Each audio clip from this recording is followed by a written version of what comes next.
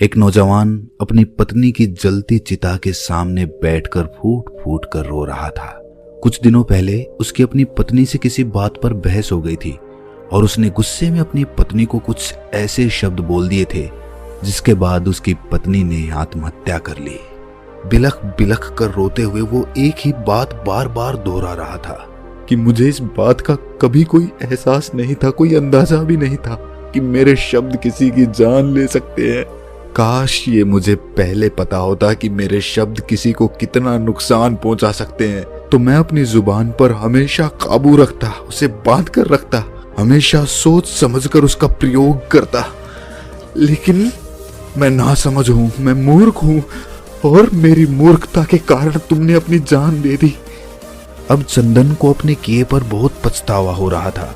अगर इस गलती को ठीक करने का कोई भी उपाय होता तो चंदन अपनी जान पर खेलकर भी ये गलती सुधार लेता, लेकिन इस गलती को सुधारना नामुमकिन था क्योंकि इसके लिए उसे अतीत में वापस जाकर अपने वो शब्द वापस लेने होंगे। और जिस तरह धनुष से निकला हुआ तीर कभी वापस नहीं हो सकता, उसी प्रकार जुबान से निकले हुए शब्द कभी वापस नहीं होते। नमो बुद्धाय दोस्तों, आज चंदन की कहानी के माध्यम से हम जानेंगे कि शब्दों में कितनी ताकत होती है। एक बुद्धिमान आदमी किस तरह अपने शब्दों का सही उपयोग करके कामयाब बनता है और एक मूर्ख आदमी किस तरह अपने शब्दों के जाल में फंसकर जीवन भर पछताता रहता है। बेहोशी में, गुस्से में या फिर मूर्खता में हम कुछ ऐसे शब्द बोल जाते हैं जिसका पछतावा हमें हमेशा रहता है। हम सबके जीवन में ये घटनाएं घटती रहती हैं। इसीलिए ये कहानी किसी व्यक्ति विशेष के लिए नहीं है, बल्कि पूरे समुदाय के लिए है, पूरे समाज के लिए है। सबको सुननी चाहिए क्योंकि आखिरकार शब्दों से ही रिश्ते बनते हैं और शब्दों से ही अपने रूठते हैं। शब्दों में ही वो ताकत होती है जिससे एक अच्छा नेता लाखों लोगों के दिलों पर राज करता है। कहानी पर वापस लौटते हैं। अपनी पत्नी की मृत्यु के बाद चंदन बहुत उदास रहने लगा था।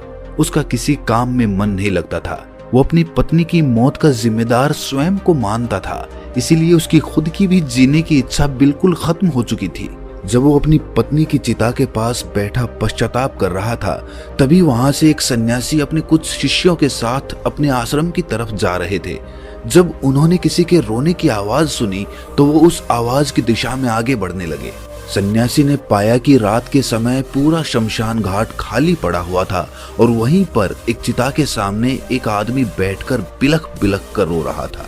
उस आदमी को दिलासा देते हुए जब सन्यासी को ये पता चला कि उसके शब्दों के कारण उसकी पत्नी ने आत्महत्या कर ली, तो उसने अपने सभी शिष्यों के साथ उस आदमी को भी जीवन की अनमोल सीख देने की सोची।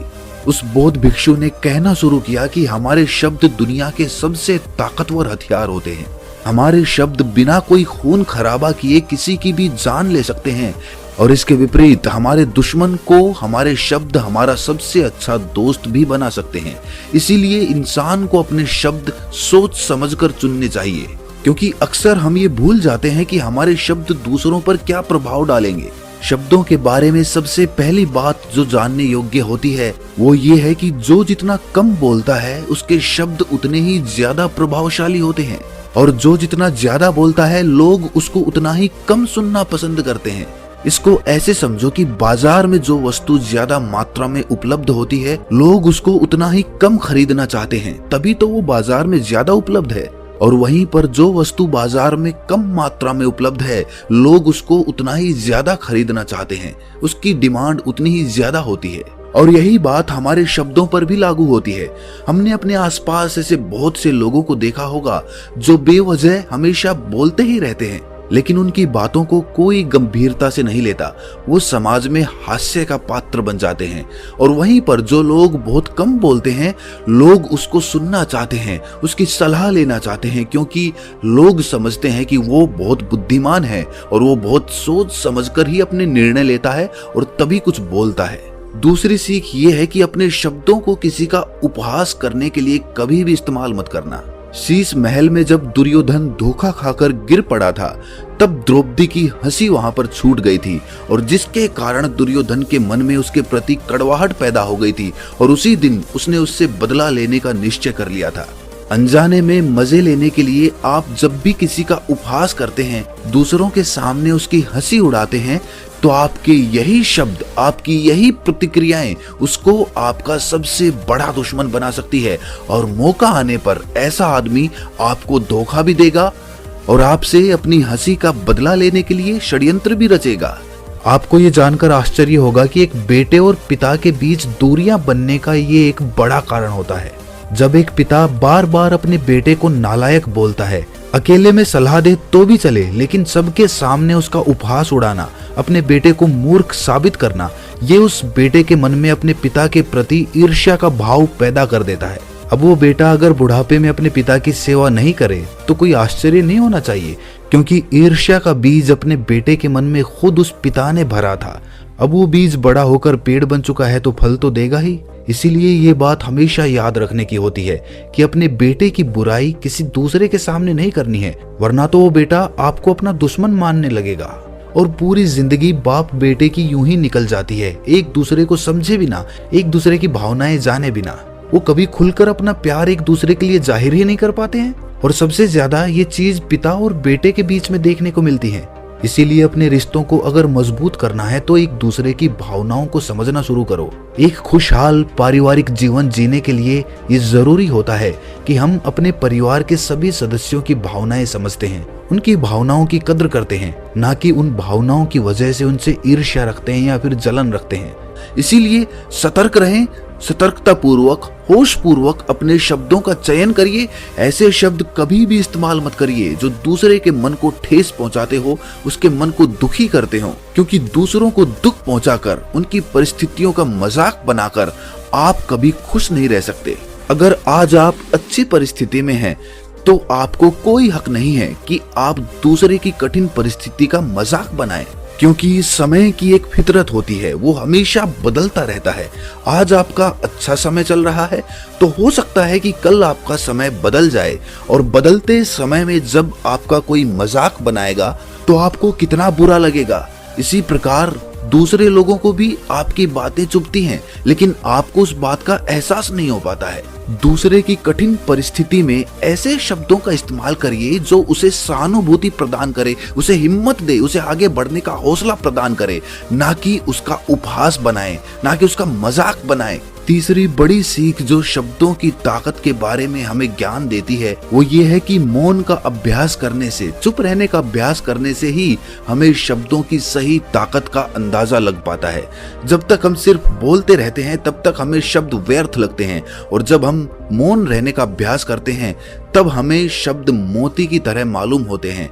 तब हमें पता चलता है कि शब्दों की अपनी कितनी ताकत होती है और वो किसी की जिंदगी को कैसे बना या बिगाड़ सकते हैं। इसीलिए ज्यादा से ज्यादा चुप रहने का, यानी कि मौन रहने का अभ्यास करिए। ध्यान साधनाएं करने से इंसान का मन भी शांत हो जाता है और वो अंदर से मौन रहना सीख जाता है, और जब वो अंदर से मौन होता है तभी उसके अंदर अभूतपूर्व शक्ति का जन्म होता है जिसे वो महसूस कर पाता है। इसीलिए ध्यान साधना का अभ्यास करते करते अंदर से मौन होते चले जाइए, और जब आप अंदर से मौन हो जाएंगे तभी आपको असली आनंद का अनुभव होगा, तभी आपको ये सत्य पता चलेगा, तभी आपको ये अनुभूति होगी कि आपके शब्दों में आपकी भावनाएं छुपी होती हैं।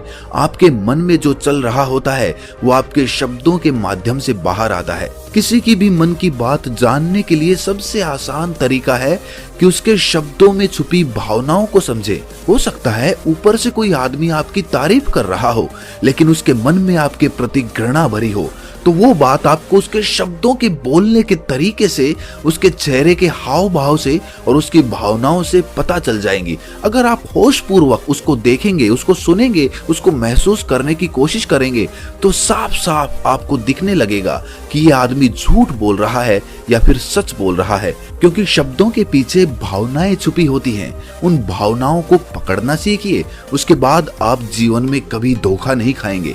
दूसरों के झूठे शब्द जाल में आप कभी नहीं फंसेंगे। लोगों की पहचान करने की शक्ति यहीं से जन्म लेती है। कौन इंसान कैसा है, भविष्य में आपके रिश्ते उसके साथ कैसे रहेंगे, इसका अंदाजा आप यहीं से लगा सकते हैं। और आखिरी और सबसे महत्वपूर्ण बात जो समझने की होती है वो ये है कि शब्दों से ही रिश्ते बनते हैं और शब्दों से ही अपने रूठते हैं। इसीलिए जो भी आपके करीब हैं, जो भी आपके प्रति सहानुभूति रखते हैं, या फिर जो भी लोग भावनात्मक रूप से कमजोर हैं, जिनके ऊपर आपके शब्दों का असर बहुत जल्दी होता है, उनसे हमेशा सोच समझकर बात करें।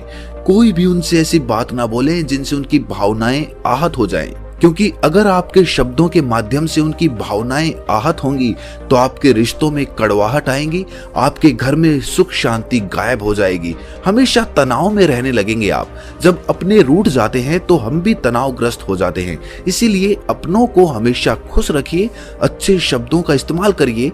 अक्सर गुस्से में उत्तेजित होकर खींचकर हम कुछ ऐसे शब्द बोल जाते हैं जिनका पछतावा हमें हमेशा रहता है। पति अपनी पत्नी से, बाप अपने बेटे से ऐसे शब्दों का चुनाव करके बात करिए जिससे कि आपके रिश्ते और ज्यादा मजबूत हों, क्योंकि आप उनके सबसे ज्यादा करीब होते हैं और आपके शब्द उन पे सबसे ज्यादा प्रभाव डालते हैं। दूसरे क्या कहेंगे उनको कोई फर्क नहीं पड़ेगा, लेकिन आप क्या सोचते हैं, क्या कहते हैं, उसका उनके ऊपर गहरा प्रभाव पड़ता है। इसीलिए उनके प्रति तो कम से कम संवेदनशील रहना सीखिए, जिससे कि आपके घर में हमेशा सुख और शांति बनी रहे, आपका जीवन बिना तनाव के शांति पूर्वक बीते। इस तरह उस आदमी को दिलासा देकर वो बौद्ध भिक्षु अपने शिष्यों के साथ आश्रम के लिए प्रस्थान कर गए। तो दोस्तों, कैसी लगी ये कहानी आपको कमेंट सेक्शन में जरूर बताना, और अच्छी लगी हो तो इस चैनल को सब्सक्राइब करके नोटिफिकेशन बेल को जरूर प्रेस कर देना। तो मिलते हैं अगली कहानी में, तब तक के लिए अपना ख्याल रखें।